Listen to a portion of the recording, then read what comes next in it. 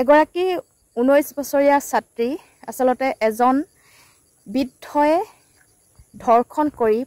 গৰ্ভৱতী অৱস্থাত তেওঁক হত্যা কৰি লেটিঙৰ গাঁতত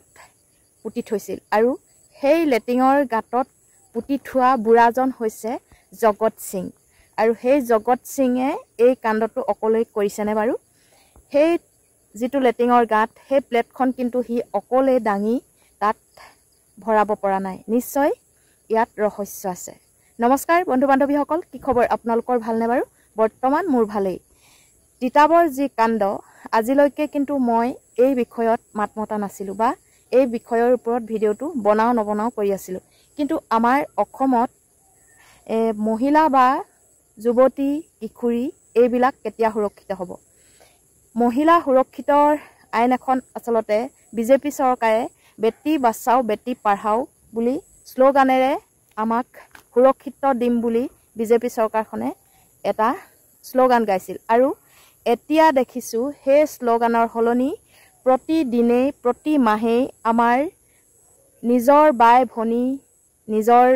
ছোৱালী কন্যা এনে ধৰণৰ মহিলাসকলৰ নানা নিৰ্যাতনহে হোৱা দেখিবলৈ পাই গৈছো ইদিনা বোলে হেয়াত এগৰাকী কন্যা সন্তানক ধৰ্ষণ কৰি মাৰিলে ইদিনা বোলে আজি বাগানত এজনী কিশোৰীক ধৰ্ষণ কৰি হত্যা কৰিলে এইদিনা বোলে আমুকত ধৰ্ষণ কৰি দলঙৰ তলত পেলাই থৈছে বহু ধৰণৰ তেনেকুৱা এক মাহ নহওঁতেই কিজান 10টা 5টা তেনে ধৰণৰ ঘটনা ঘটিবলৈ লৈছে এই ঘটনাবোৰ কিয় বাঢ়িবলৈ পালে কিয় বাঢ়িছে এই ঘটনাবোৰ তো এজন যে বুঢ়া হৈ নিজৰ জীয়েকতকৈও সৰু 70 বছৰৰ এটা বুঢ়াই সেই সৰু ছোৱালীজনীক ধৰ্ষণ কৰিবলৈ তাক জ্ঞান নাহিল এই পত্নীগৰাকীয়ে পোনপটীয়াকৈ এই মহিলাগৰাকী বা কিশোৰীগৰাকী আৰু কিশোৰীগৰাকী মাতৃৰ ওপৰত দোষাৰোপ কৰিবলৈ গৈছে কাৰণ তেওঁ এগৰাকী মাতৃ তেওঁ যদি কন্যাসকলক তেওঁতকৈ বয়সস্থৰ মানুহে ধৰ্ষণ কৰি তেনে অৱস্থা কৰিলেহেঁতেন তেতিয়া তেওঁ কি কৰিলেহেঁতেন নিজৰ গাত এবাৰ চিকুট মাৰি চাব লাগে তেতিয়াহে নিশ্চয় এই কথাবোৰ